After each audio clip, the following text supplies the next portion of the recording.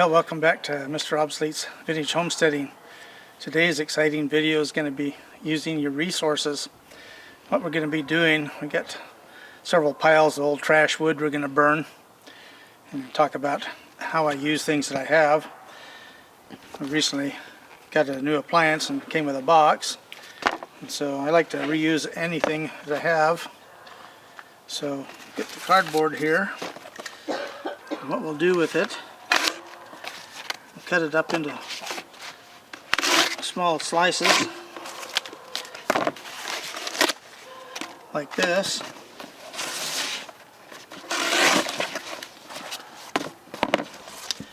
And then what we're going to do, we have a bucket of used motor oil, and what we'll do is we'll dip them in and let it soak for a while. Just do a quick dip there, let it soak in another bucket, and then when we get ready to burn, since we have pieces of old crate and junk wood and stuff like that, there's little openings all over there, so I just take this and stuff it down in between the pieces of wood.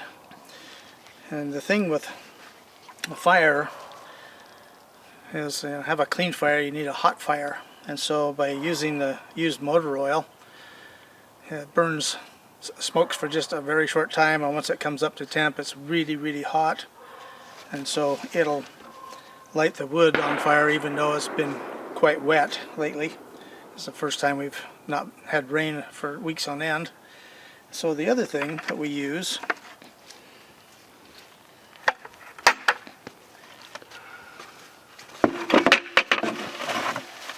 these are the stems off our garlic plants, and I used to put them in the compost, but it takes forever to break down. It's pretty tough stuff. So what I do is the same thing. I'll just take a handful of this and poke it down in between the spots where the wood's open, and then I'll put a little oil on it and stuff. There again, it'll burn it up, and it'll burn really quick and hot. So anyway, that'll be the first half of the video.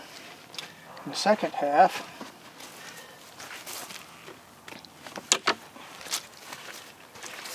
will be, of course, with a chainsaw. Can't have a video without a chainsaw on it, almost. So anyway, what we're doing here, go back and watch the 5 videos I did on the saw for the modifications, get it running and all that stuff. And we're going to be using the Echo Red Armor oil in it. And in one of the videos I talked about how it's supposed to remove the carbon in a saw, and so since I've gone through the saw, the exhaust and everything is completely cleaned out. But on the crown of the piston, there again, go back to our second video, and you can see all that carbon on top of the piston. So we're going to run about 5 tanks of fuel with this in it and do some cutting with it, and we'll video. And then we'll take our bore scope and check the piston top and see if that actually removes some of the carbon like they claim. So anyway, we'll be back when we're down at the burn area. Okay, well, here's some of the burn piles. Like I said, just old scrap wood and pieces of old pallets and different things. And so what my method is say I take this and I'll soak it in the oil. And I can poke it down in areas where it's open. Down in the center there. That way when I light it off, it'll build a lot of heat right under the wood. And the wood is driest on the bottom, obviously, and so that will light it off a lot better. And so we'll just do that, and then we'll do the same with this stuff here. We'll just take this and put it down like that in there, and then we'll put a little oil on it. And there again, it'll put all the heat concentrated in the center where you really need it. Draws the air in, builds all the heat, and then you push the wood in as it burns. So anyway, the other thing that I'll do is we'll come right back here. I'll show you another feature things what we're doing here. Okay, well, like I say, the burn piles are strategically placed, and what they are is where I burned out stumps, and it's low in there. Plus I still have some of the runners out here still. So since a lot of the wood has nails and stuff in it, once I burn this stuff all out, And I have a big heavy duty magnet. I just come back over here and go through the ash and pick up all the nails so they won't be in the ground. So anyway, and then the second thing, we'll be back here in just a second. Okay, well, for the second part of the video, I'm going to load up the sawhorse here. I'm going to use a Poulan Wild Thing and start cutting it up so we can start running some tanks of fuel through it to see if it decarbons the piston. So anyway, we'll be back. Well, we're getting ready to burn, so first thing we're going to do, take some of our garlic stalks here. We got a pallet covering this hole here. We're going to pull this piece of wood out here and stuff it all in down in here.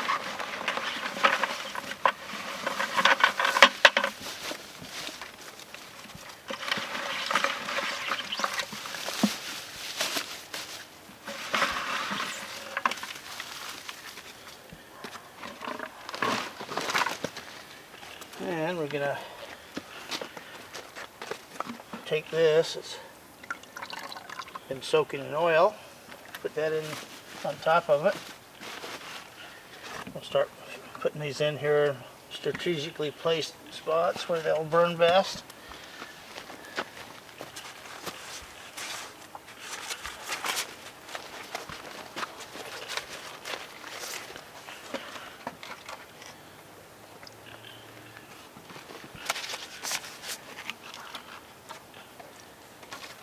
You know, having the oil on it makes them burn hot, plus the cardboard burns really hot too, so the two of them working together.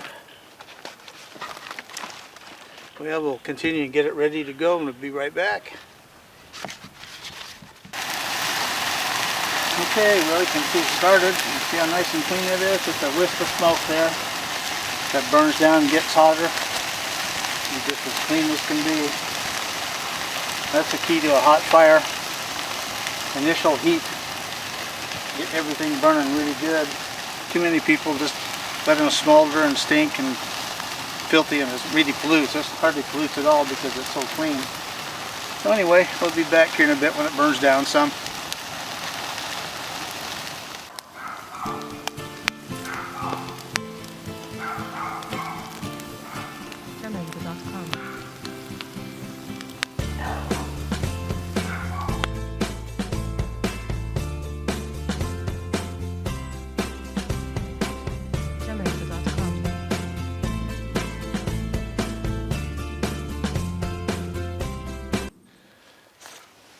Well, we're out here in the outback and get ready to cut up some wood with the Wild Thing here, our favorite Poulan.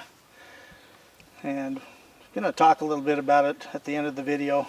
Some of the features, good and bad, that I found going through the learning curve using it. But what we're doing now, we're going to run 5 tanks of fuel through it with the Echo Red Armor 2-stroke oil. It's supposed to remove carbon. And we did an earlier video where we took the borescope, and you can see the carbon on the piston crown was pretty heavy. Okay, well, like I was saying, we're going to run 5 tanks of fuel through here, and then use the borescope and check that piston, see if it removes the carbon. Anyway, we're going to be doing hard cuts because we want the saw to work hard, and this will be the second tank of fuel. And it had the safety chain on it originally, which doesn't cut very good, but it makes the saw work pretty hard. But we got a nice 3/8 low pro on here now. So anyway, we'll get cutting here.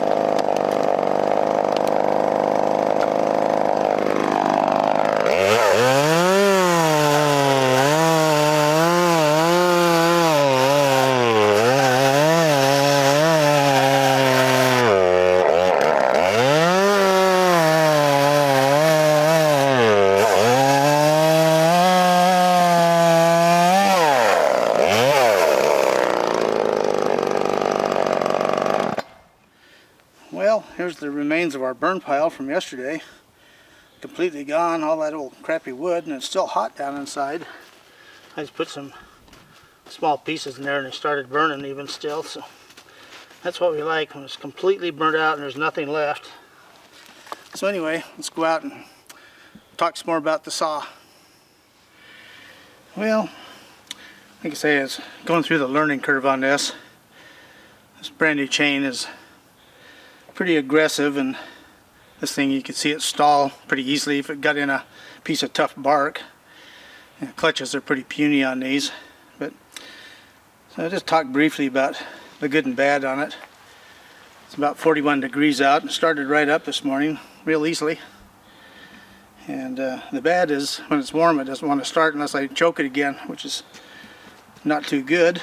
But anyway, the couple other bad features I found on these, and I did a little research on them, and it's a common problem, is the fuel caps. They swell up and you can't take them off by hand. They've got a slot in them, so you can use your scrunch or a screwdriver to go through them to break them loose. Even just barely tighten it was hard to do, and then taking the oil cap off, you know, use a pair of pliers or something like that. But anyway, the other thing, you know, the modification I did on the oil pipe line there is I drilled it out so it oil better, which it does. It oils really good. The bad thing is after every cutting this thing is just packed with oily sawdust. It doesn't come out. So there again, it's a bad design. But anyway, you know how you have a favorite pet or something like that that has a little pet name, like you got a furry cat, his name is Furby or Purby, or your dog is Woofy. Well, I got a nickname for this, Mr. Pooh, because you know it's a piece of you know what. But as bad as it is, it's still a lot better than nothing. So anyway, we'll be back and see after a while if the carbon comes out of it, and I'm going to do a few other things to it. The clutch drum has got a lot of wear in the teeth, so I found that a Husqvarna 141 parts fit on it because it's basically the same saw. So anyway, we'll see you on the next video. And vintage is good, even if it's no good.